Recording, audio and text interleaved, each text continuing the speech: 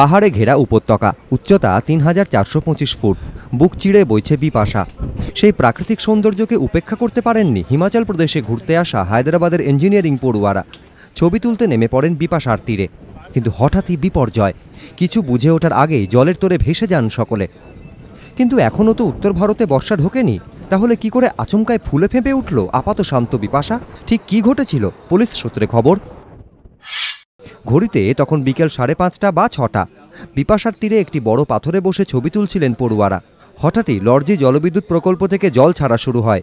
Minute দশেকের মধ্যে জলের তলায় চলে যায় আস্ত পাথরটি। জলের তোরে ভেসে যান অসহায় পড়ুয়ারা। খবর পেয়ে ছুটে আসেন স্থানীয় বাসিন্দারা। পাথরের খাঁজে আটকে থাকা কয়েকজনকে উদ্ধার করেন তারা। ততক্ষণে অধিকাংশ পড়ুয়ায় জলের তোরে ভেসে গিয়েছেন। কিন্তু আচমকাই কেন জল ছাড়া হলো ওই জলবিদ্যুৎ প্রকল্প থেকে? স্থানীয় বাসিন্দাদের অভিযোগ, যখন তখন ওই প্রকল্প থেকে জল ছাড়া হয়। আগে থেকে সাইরেন বাজিয়ে বা অন্য কোনোভাবে গ্রামবাসীদের সতর্ক করা হয় না, যার জেরে আকছার দুর্ঘটনা ঘটে। ঘটনার পর লর্জি জলবিদ্যুৎ প্রকল্পের আবাসিক ইঞ্জিনিয়ারকে সাসপেন্ড করেছেন হিমাচল প্রদেশের মুখ্যমন্ত্রী বীরভদ্র সিংহ। প্রশাসনিক তদন্তের নির্দেশ দিয়েছেন তিনি। গাফিলতির অভিযোগে মামলা রুজু হয়েছে ওই প্রকল্পের কর্মীদের বিরুদ্ধে। I have ordered inquiry by Divisional Commissioner in this matter. All aspects of the matter will be taken into account.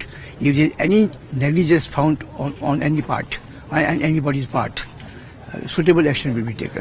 যদিও হিমাচল প্রদেশের মুখ্যমন্ত্রীর বক্তব্য, পড়ুয়াদের নদীর তীরে যাওয়ার অনুমতি দেওয়া উচিত হয়নি শিক্ষকদের। কিন্তু দোষ যাঁরই হোক না কেন, অকালে চলে গেল এতগুলো নিরীহ প্রাণ। এবিপি আনন্দ।